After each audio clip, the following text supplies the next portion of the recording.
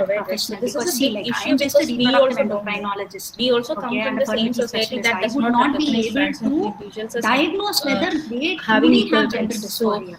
Okay, because so of that that, has to we be lack done the by the cultural trained mental health competence professional, to and they have to evaluate properly whether they handle have the a mental, person who is you know, presenting like to our a office. capability For this, to go through we all need these to start treatment, training and ourselves only after all as these well as evaluation, the we should be juniors, putting them the on gender new affirming hormone. medical community that But is ma'am, coming up, and also the society doesn't it on mean the like how only if to you are gender actually dysphoric you include can go this for population gender into our hormone classes, how to affirming make therapy? the Isn't it society more gender inclusive.